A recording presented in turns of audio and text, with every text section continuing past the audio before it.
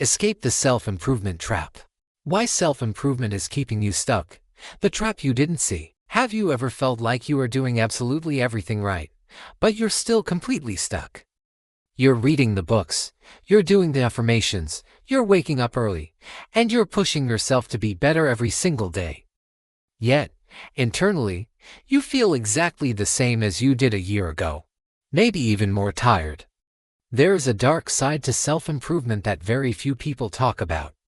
It's the moment when your quest for personal growth actually becomes the biggest block to your happiness. If you feel like you're running on a spiritual treadmill, sweating, working, but going nowhere, this video is for you.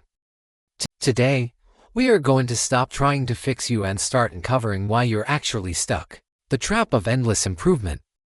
Welcome back to Inspired Wisdom Academy.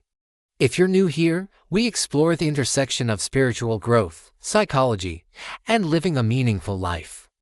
Today we are addressing a massive trend that I see causing so much suffering, the self-improvement trap. We live in a culture that tells us we are projects to be managed. We are told that if we just optimize our morning routine, hack our dopamine or manifest harder, we will finally reach that golden shore of being enough. But here is the spiritual truth that productivity gurus won't tell you. You cannot hate yourself into a version of yourself that you love. When we approach self-improvement from a place of I am broken and I need to be fixed, we are acting from the ego. We are confirming to our subconscious that we are lacking. Today, we're going to flip the script. We are going to look at how to shift from forcing change to allowing expansion. We'll cover the law of least effort, the difference between intention and goals, and how to finally let go of the resistance that is keeping you stuck. Section 1. The vibration of need versus being. Let's start with the energy behind your efforts. Why are you trying to improve? Be honest. For most of us, the drive to improve comes from a deep-seated feeling of inadequacy. We think, if I get fit, then I'll be worthy of love. Or if I make $1 million, then I'll feel safe. From a spiritual perspective, this creates a paradox. The universe responds to your vibration, not just your actions. If your primary vibration is I am not enough yet, the universe simply mirrors that back to you. You attract more situations that make you feel like you aren't enough, requiring more and more effort to stay afloat. This is why you feel stuck. You are paddling upstream. You are trying to build a castle of happiness on a foundation of self-rejection. The shift we need to make is from self-improvement to self-unfolding. Think of an acorn. An acorn doesn't look at itself and say, I'm a terrible tree. I need to work harder to become an oak. No. It rests in the dirt. It trusts the process. It contains the blueprint of the oak tree within it, and it unfolds naturally when the conditions are right. You are already whole. The work isn't about adding things to yourself to become worthy. It's about removing the layers of fear and conditioning that block your natural light. Section 2. Wu Wei, the Art of Effortless Action. So, does this mean we sit on the couch and do nothing? No. This brings us to a beautiful concept from Taoism called Wu Wei, often translated as non-action or effortless action. In the West, we are obsessed with the hustle. We believe that struggle equals value. If it doesn't hurt, it doesn't count. Wu Wei challenges this.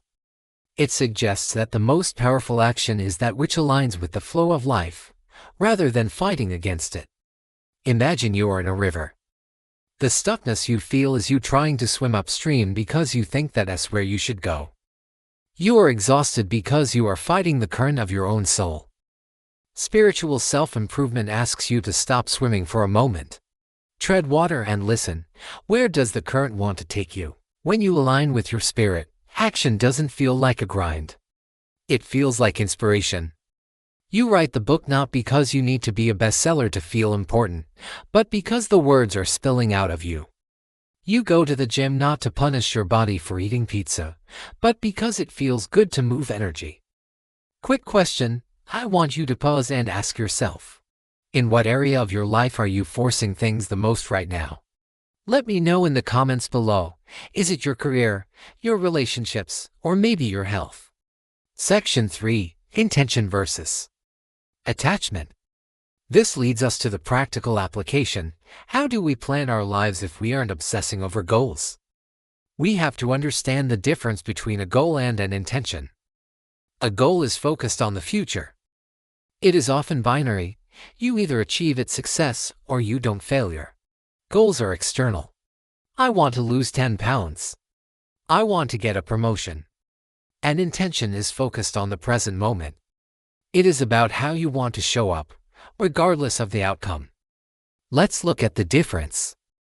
The goal is, I must lose weight.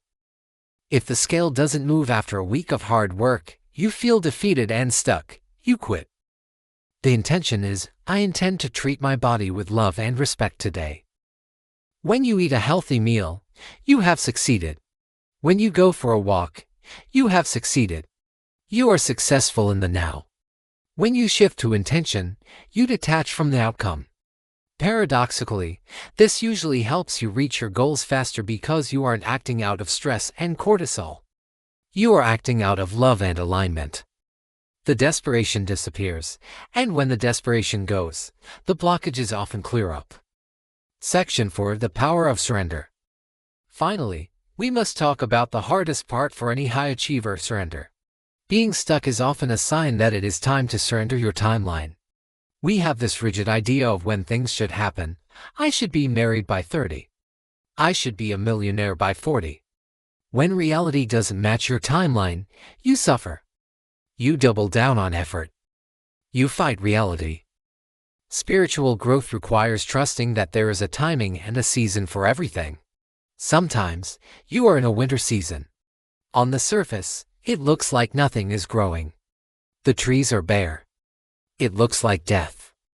But underground, the roots are deepening. The energy is gathering. If you are feeling stuck, it might just be winter. And you cannot force spring to come by yelling at the snow. You have to rest. You have to wait. You have to trust that the growth is happening where you can't see it. So, if you feel stuck despite all your effort, try this: stop trying to improve yourself for just 1 week. Stop trying to fix yourself. Instead, accept yourself exactly as you are in this messy, imperfect moment. Replace the hustle with alignment. Replace the criticism with curiosity.